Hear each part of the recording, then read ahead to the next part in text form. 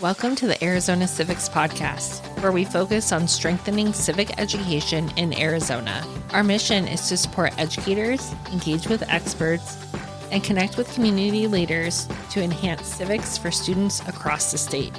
We're excited to have you tune into the podcast as we elevate civics for educators and students in the Grand Canyon State.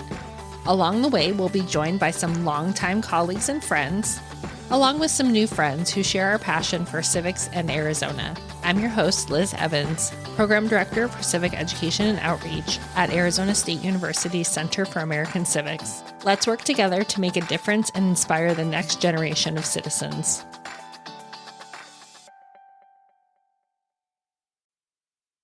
Welcome back. Today, we're thrilled to welcome Teresa Mungai, the Director of Education Services and Impact at the Arizona Council on Economic Education. You will also hear us refer to it as ACEE. With over 2 decades of experience in education, Teresa is a dedicated leader in advancing economic literacy across Arizona. She works closely with educators, developing resources, leading workshops, and fostering partnerships that strengthen economic education in schools.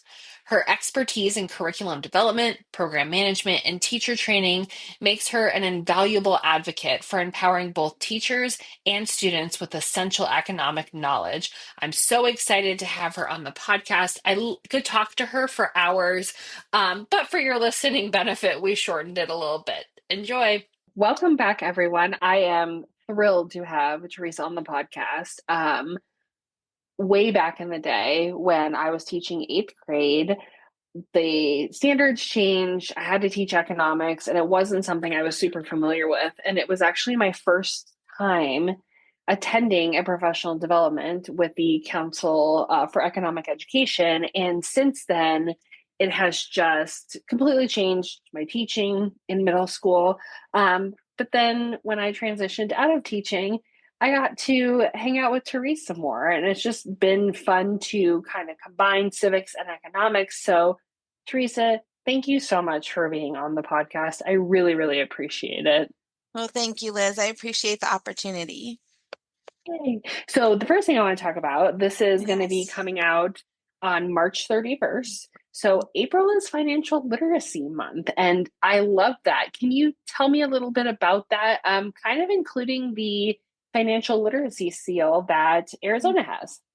Yeah, so we have a couple big holidays for us in economics education. One is in October. October is Economic Education Month.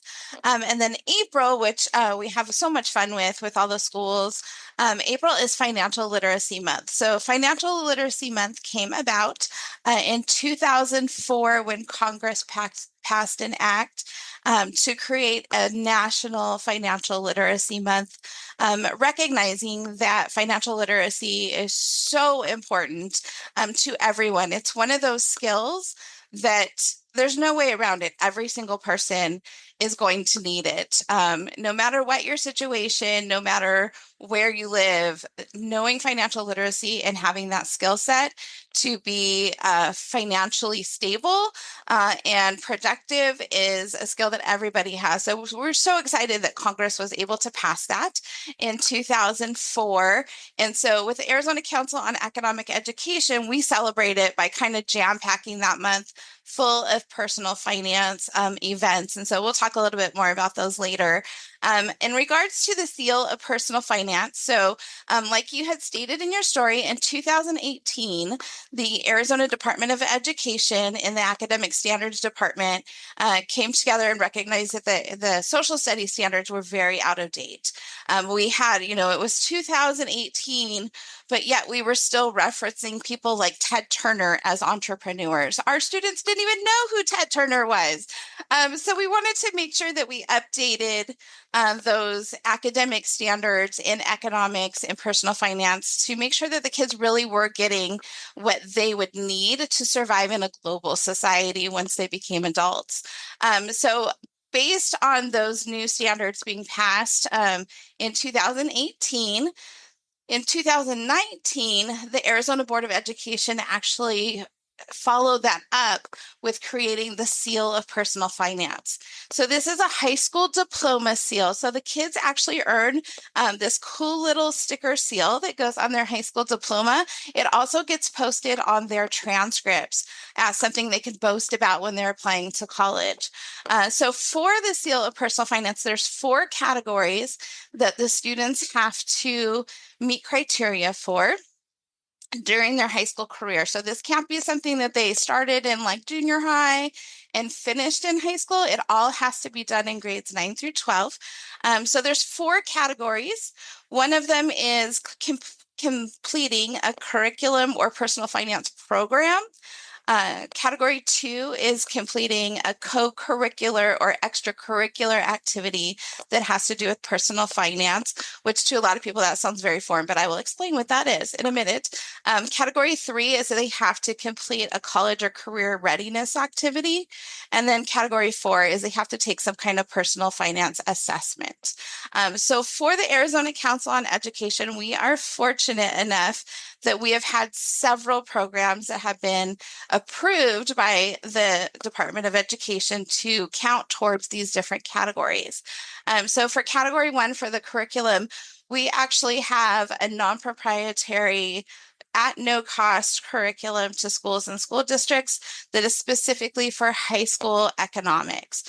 So it's a full curriculum that teachers can access at no cost, or a district can access at no cost, that takes them through how to teach an entire 18-week economics course. So that meets their standards for category 1. For category 2, that's like that co-curricular or extracurricular. ACEE, as we call it, actually has 5 different programs that we offer, again, at no financial cost, for the most part, to schools in that category. So we do run the stock market game for the state of Arizona. That one does have a cost associated with it, although if teachers are working at a Title I school, then they can actually apply for a scholarship, and ACE will support their students participating in that program. We also have a math program called Money Minutes. So if the high school can get their math teachers to support that personal finance using our Money Minutes program, the Money Minutes program ties those personal finance standards with the math standards. And it goes all the way, it starts in kindergarten, but for this purpose, it goes all the way up through high school geometry. So for 3 of their 4 years of math, they can use the Money Minutes program to support that personal finance knowledge, but linking it with those math standards that they already have to learn. We also have a program called Financial Fitness in Action that qualifies for this particular category, and it's a budgeting simulation that we bring to the school. So we bring in community members to be volunteers, and the kids get a paycheck, and they have to go through and create their monthly budget based on the profile that they were given. And it's really fun. It's a way to get communities involved in the schools in their neighborhoods, but it also gives the kids a chance to see real world pricing on things. You'd be surprised how many of them just their eyeballs pop out of their heads when they see how much daycare is. So we want to give them that real life simulation. And so that program meets that need.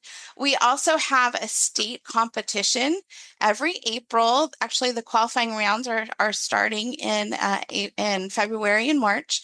And we have an Arizona Economics Challenge, which is a state competition on economic knowledge. And then we also have a state competition for personal finance knowledge. And those are called the Arizona Economics Challenge and the Arizona Personal Finance Challenge. The high school winners of those 2 competitions move on to national competitions. And I'm happy to say the past couple of years, we have always had an Arizona team in the finals. So we're really excited about that. Category 3, I will come back to, but category 4 is the assessment piece. And right now, Arizona Council on Economic Education does offer an online assessment. So teachers just have to have the students go in and take that personal finance challenge online assessment, and it meets that criteria. As far as category 3 with the career readiness, that is something that has to be done at the school level, but we are always happy to support that endeavor in any way that we can. So we're really excited to have this seal of personal finance. It started in 2019, and we only had a few schools that applied for it. The last list that I saw, we have, I would say, over 100 districts in the state that are participating now. So we're really excited about that progress, and really excited that kids are wanting to do it and wanting to get that knowledge. I know many people my age, which I'm not going to say what that is, but many people, we did not get that education when we were in school, and a lot of our parents didn't tell us that either. So it's really exciting to see so many of our high school students participating in that program. I love that. And I love that, the seal exists and ACEE has basically everything you need to be successful in order to get that, whether it's, for the student, the individual, or the schools. I am the same way. I will not age myself, but I remember taking economics in high school, but there was no personal finance in it. Mhm. And I think that that is something I'm so glad that my child is going through school Yes. with this kind of thing. So when we talk about economics, I attended your presentation at the Arizona Council for History Education's conference last year, and I loved it. Um, so I want to talk about that. Can you talk about like what is economics? And in your presentation, you talked about the six economic principles, and I absolutely love that. So can you talk a little bit about that? Sure. So, like most people, when I say the word economics, they're like, "Oh my gosh, there's no way." I've trained thousands of teachers all over Arizona, kindergarten through 12th grade, and believe me, the look that you get from a second grade teacher's face when you say, "Hey, there's economic standards you have to teach," their eyeballs pop out of their heads. So, economics, it's portrayed as a little scary. It's always not always, because there are some other economics nerds like myself, but it's usually the class that people are like, oh my gosh, I have to take that class, or I had Mhm. to take that class. But it's not as scary as people think. So I will tell you, economics is not the study of the stock market. It's not the study of money. It's not international trade. It's not all these super complex things that people think economics is. Economics is simply the study of making choices. We all make choices, and all those scary things that I mentioned, um, they do have choices built into them. But that's all economics is. It's the study of human behavior of making choices. And so leading into that, we have our six economic principles, and ACE for the last 50 years since its inception in Arizona has always focused on our six economic principles. And we start every presentation that we do with these six principles because one, it really helps ease teachers that are not comfortable with economics, or at least they think they're not comfortable with economics. But it helps them to see that, oh, I already do these things. And so it really puts them at ease and it helps things make sense. So with the six economic principles, number one is that people choose. We all make choices. Those of us that are adults, we make choices almost on a second to second basis all day long. And so being a parent or being a teacher, whatever you do, you make choices all day long. Yes. So people make those choices, and that's number one. And number two is that all of those choices, they all impose some kind of cost. In economics, we talk about opportunity cost. Opportunity cost is that next best alternative to the choice that we made. So with my high school students, I used to tell them, and this is going to date me a little bit, but if you had $20 and you were going to the store, and you were debating between buying a t-shirt or a CD, which one would you choose? And so they choose one, but then the one that they didn't choose is their opportunity cost. Mhm. So number two is no matter what choice you make, there's always a cost to it. If you get up early on a Saturday morning to go yard sailing, you're choosing to do that. Your opportunity cost is probably sleeping in. Yes. So every choice that you make has some kind of opportunity cost associated with it. Number three is that people respond to incentives in predictable ways. And any elementary teacher can tell you that this is true because you can put dangle little incentives in front of kids and you know that they're going to do what you ask them to do. You hold up a candy bar and say, okay, the person that's the quietest is going to get this. They're all going to be quiet, right? We know that people respond to incentives in predictable ways. You jingle that carrot, they're going to follow it. Number 4 is that the rules of the game influence choices. And so with this one, we talk about how environment impacts the choices that you even have. And this is where a lot of the civics ties in, is that, if we live in a democratic society, we have a lot more choices that we're able to make versus maybe somebody that lives in a communist society. I always use the example of the ketchup aisle. So if you go to the grocery store in the United States, you usually see not a few types of ketchup. You see half an aisle of ketchup, right? There's mayo chup, there's sriracha chup, there's like a billion different kinds of ketchup that we have the choice to buy.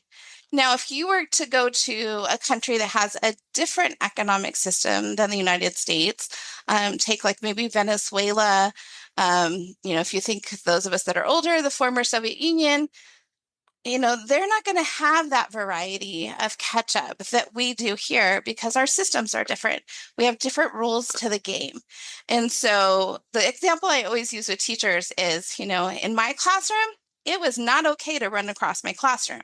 If I was a PE teacher, might be a different story. So those institutions or those settings are creating those rules of the game, and those rules influence the choices that we're able to make. Right? You always hear kids say, well, at home, I'm allowed to do this. Yes. And at school, they're not, right? So again, rules of the game.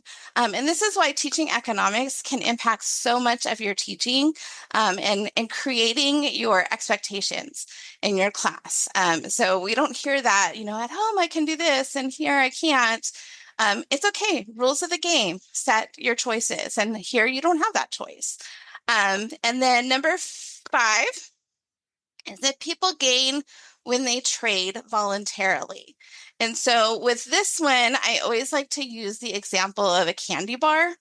So, if my favorite candy bar is a Milky Way Dark, which it is, if somebody had an Almond Joy, there is no way I am trading them for that, right? No, want no part of it. Not a coconut fan. But now if they had a Milky Way Dark, and I had an Almond Joy, which I don't know why I would have one, but if I did, I would trade them in a heartbeat, right? People don't trade for things that they don't want or that's not going to do anything for them. And so that one is people gain when they trade voluntarily.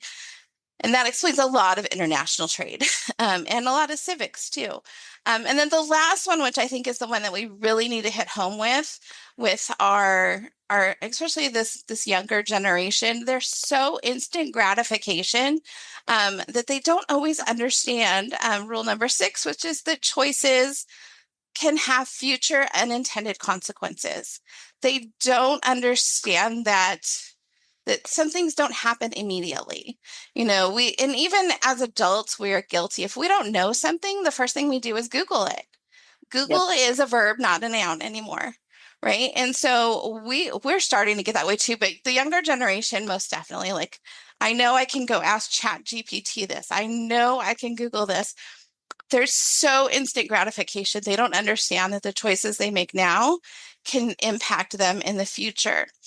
One of the things that I think about is about 5 years ago, I saw a statistic that said that 1 in every 6 18 to 24-year-olds in the United States has already filed for bankruptcy. That Oh my gosh. baffles me because if you think about those 18 to 24-year-olds, they probably were just blowing money. Oh, I'll just file bankruptcy. I'm fine. When those kids, I say kids because I'm older, but when those people hit the age where they want to buy a house, they want to start a family, they want to do all these things. Even employers look at your credit scores now. They look at that. Oh, they're going to, when you were 19, you filed for bankruptcy. I'm not sure you can be trusted. And so we really need to hit home with students that those consequences may not happen immediately, but they will happen. And so with all of these, we kind of use this as a framework to teach economics, to teach personal finance. We have choices, they have costs. We want to respond to incentives appropriately, that there's definitely rules of the game that come into play. We can trade, but we should only trade when we are gaining something from it, and that our choices may not have an immediate consequence. It may hit us down the road. And so that you can take these 6 principles and teach just about anything through them, which is what I love to do when I do teacher trainings. Well, and I think teachers are already teaching this stuff, right? They Like you are. said, this is very much civics and economics is you're Yes. teaching it every day. We're just now Mm-hmm. putting a name to what you're doing and giving a little bit more of a format so that when students, become college students and they're walking through the MU at ASU and somebody offers them a credit card, they already kind of have like, no, I understand how this works. I understand, interest rates and things like that because I learned these things in high Most school. definitely. Yes. And that's so important. I cannot tell you how many teachers around my age that I have talked to that they'd be the first to admit, I actually went to NAU, sorry. But I I did went too. to, That's okay. woohoo, go Lumberjacks. Yay. But when I went to NAU, it was legal for credit card companies to come on campus and solicit to students. And I just remember that whole sidewalk leading up to the student union being lined with Yes. credit card companies and saying, oh, here's a free t-shirt if you sign up.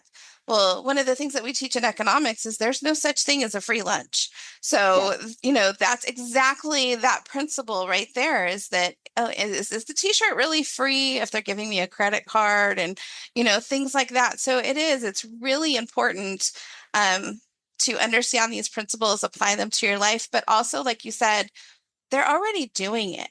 Hmm. Especially when I work with elementary teachers, because they're not so focused on the economics. Um, I'll ask them, okay, how many of you have a classroom management plan? And they all raise their hand. And if they don't, I get a little concerned, but they all do, right? And so I'm like, okay, then you already teach economics. You're teaching your students that if they make this choice, this is what happens to them. You're using that incentive program. And so they're already teaching it. And that's probably the funnest part of my job, is seeing those light bulbs go off in teachers' heads going, oh, this isn't scary to teach.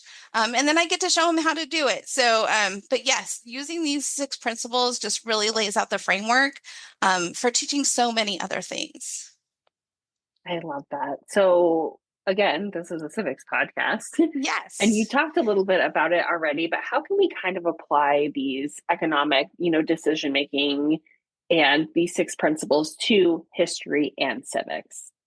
Yeah, so these are probably some of my favorite teacher workshops to do, is when I get to, because I was a history teacher as well as economics, but I come from, I'm second generation social studies teacher, so the history gene runs through and through. But my favorite is to take these 6 principles, and what we do is we put them in a grid. And then next to those principles, we have a question column and an answer column. One, creating questions or having your students create questions is a great critical thinking skill for them to learn. And that really plays into civics, because we're all bombarded with information, and we need to be able to decipher, what do I really think about this? Is this, Mhm. is this really what it is? Should I look into it more? But creating those questions is a really high critical thinking skill. So we start off with them creating questions for each of the 6 principles based on the topic that they're talking about. But then they have to try to find the answer. So looking at those resources and, okay, so here's the question that I asked. Now let me go find the answer to that. So some Mhm. of the examples that we do, in fact, just on Holocaust Remembrance Day, I did a teacher workshop on applying these 6 principles to rescue efforts in the Holocaust. Those people definitely made choices. And so, through reading stories about people that rescued others during the Holocaust, we're able to break down these six, what did they choose? What was their opportunity cost when they made that choice? What were the rules of the game that they were playing within? And so you can take a lot of these historical events and have the students break them down based on these six economic principles and creating those questions and those answers based on whatever sources you're giving them. So I've done it where we've done the rescue efforts during the Holocaust. We have another one that we've done on the civil rights movement, specifically the Montgomery bus boycott. Ton of economics in that story, but there are unbelievable civic choices that were made during that time too. And so a lot of people don't think about it that way. So it really changes the thinking. Some of these are very emotional topics for kids to talk about. And not that the emotion isn't needed, but sometimes going through these six principles kind of removes that aspect. So they're really able to think about the facts and the events of what happened. So we've done the Montgomery bus boycott. I've done revolutions, the French Revolution, and which are all civically tied as well, because they're changes of government or they're big civil actions that have taken place. So we do that. But as far as specifically with civics, I mean, we make choices every day to be, you choose to be civically involved or not. You choose to vote or not. You choose to participate in our democracy in different ways. And again, those six principles are going to apply to that choice that you made. Another part of economics that we talk about when you get into the high school level is things that decide supply and demand, right? And if you think about those things that affect supply and demand, especially demand, you have to talk about propaganda. You have to talk about advertising. And, watching these elections, we actually did a workshop on the economics of elections back before the election happened. And, that propaganda, those advertisements, they influence your choices. And we talk about what influences your choices. And so within that whole political arena of getting people civically engaged, providing information, acting on the information that you have, those are all choices that people have to make. And so any of those societal issues that come up, societal choices on how issues are dealt with, you can track through different presidential or gubernatorial, terms in office, how different issues are dealt with and how different choices were made. So maybe this candidate would make this choice on this issue, while this candidate would do a different choice. And then what are the opportunity costs of both of those decisions? And so you really can work those six principles into just about everything. But it really makes sense when you're talking about historical and civic actions that have taken place throughout history or even currently within our society. You're talking about supply and demand, and I'm thinking about like the price of eggs right now, right? Yes. And all of the factors that are influencing the price of eggs. And that, like, this is why I love civics and economics, is because it literally happens all the time. These are not just little, pockets of time. It is reading something and asking yourself these questions, like, is this advertising? Is this propaganda? What really is affecting the supply? What if I make this choice? What are some unintended consequences? Like, again, we do this all the time, but we don't stop and think like through each question because we're so used to doing it. So if students practice this in elementary school and then they get a little bit more practice in junior high and high school, it becomes something that's so second nature that, economics and civics are just built into our society. Absolutely.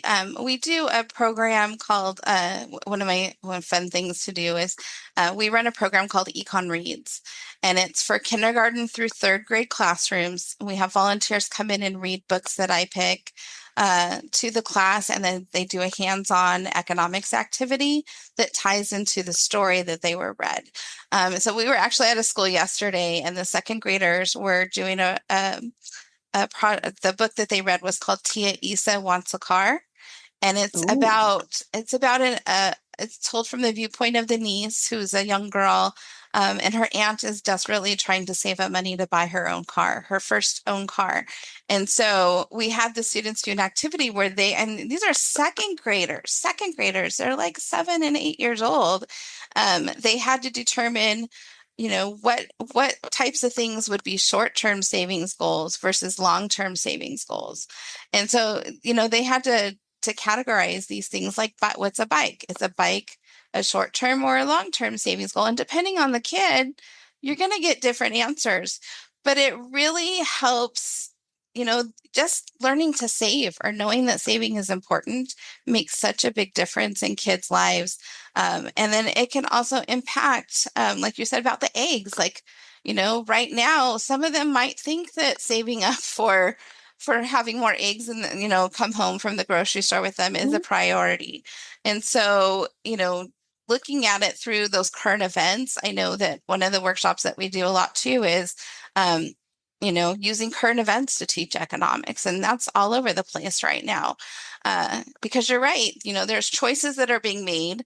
And whether it's the sellers trying to increase the cost to take advantage of the situation, or if it's something out of their hands, like, the avian bird flu that's going around, or whether it's a policy choice that somebody made within our Congress or within our government, all of those things are going to impact the end user and the price of eggs right now. And we don't always know which one of those things it is. We just know that we have to make our own choice. Like if I know my groceries are going to cost me more at the end of the month because, items X, Y, and Z cost more now, then I have to make some choices. Like maybe I don't need to go to Starbucks one day so that I can get an extra, dozen eggs or something like that. But every choice impacts another choice. And that's definitely embedded in our civic choices as well. So I know ACE does so much, and I love that you do an economics read program for the littles because that's so impactful. What else is coming up for Arizona Council for Economic Education? So April is probably one of our busiest months because it is financial literacy month. We really try to pack in as much as we can to get the word out that it is financial literacy month and throw in as much personal finance events as we can.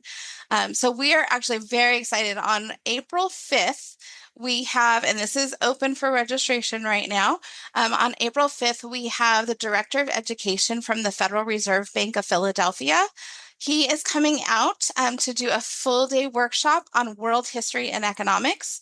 And it's all lessons from a book that was published by the National Council on Economic Education. So we're really, really excited about that. It is being held at the Arizona Heritage Center. So it is $20 to register for Arizona educators. It's $20 to register. You get a tour of the museum. You get Dr. Andrew Hill from the Philadelphia Fed all day long. And then you also get lunch and breakfast. And then at the end of the day, all the teachers that came from Maricopa County actually get their $20 back. If they came from outside Maricopa County, we actually provide a $40 travel stipend. So they actually make $20 by coming. So we're super excited about that opportunity. Dr. Hill is absolutely amazing. He's an amazing presenter and just overall person. So we're very excited to have him coming out. And then on April 17th, we've done this and then COVID kind of threw us for a loop, but ACE and the Arizona Geographic Alliance are co-hosting an elementary teacher workshop at the Idea Museum in Mesa. And so that one, we're very excited because they just spent 9 months renovating their entire museum and we got to go see it the other day and it's fabulous. But we are doing an evening workshop. So it's from 5 to 7 on April 17th. Teachers will get some geography lessons tied to the exhibit. They'll get some economics lessons tied to the exhibit. They also get dinner and then they get a tour of the newly renovated museum and get to play with a bunch of stuff. So we're really excited about those two in-person workshops. And then we also have an entrepreneurship program too. And so we have 2 webinars in April. One is discovering creating theme parks. So the entrepreneurship of developing a theme park, and that is for K-12, and that one's on April 8th. And then we also have another entrepreneurship webinar for secondary teachers, so 7th through 12th grade, on the power of productivity, and that one is April 22nd. And then one of the other events that we do, because as we talked about before, it's good for the kids to learn it at school, but those family conversations also need to happen. So twice a year, the Arizona Council on Economic Education hosts a family night at a Title I elementary school here in Arizona. So our one for April is going to be at Luke Elementary, but this one we're partnering with Purple Star Schools program, which is for military families. And so it'll be military families only for a family night. And so we feed them dinner, we have them do family personal finance activities together as a family unit. And then we also have a section of it where the kids do grade level lesson activities while the parents go off to a parent session on their chosen topic. And so it's a really fun evening, but that is only for military families in the West Valley, mainly Luke Air Force Base. But we're really excited to be partnering with the Purple Star Schools on that program. And then we do have, like I said, we have our Econ Reads program for the littles, and we have 3 of those scheduled in April. So we'll be down in Casa Grande. And I can say Casa Grande because I'm from there instead of saying Casa Grande. And then we have one in Tucson, and then we also have one up here in the Madison Elementary School District in Phoenix. So it's going to be a very busy month. And also in April is our statewide challenges for our high school and junior high teams. So it's going to be a packed month, but you can go to our website, which is azecon.org, so azecon.org. We have lots of programs coming up. We even hold them over the summer while teachers aren't working, but we're always busy people, so there's always more to come. But if you go to our website, you can see all of our great opportunities that are coming up. I love that. And we will link that in our show notes too. Teresa, thank you so much for giving us your time, all of this expertise. I mean, I feel like I was familiar with ACE before, but you have so many programs that I was not aware of. So thank you so much for what you do for economics, for what you do for civics too, because it does tie in.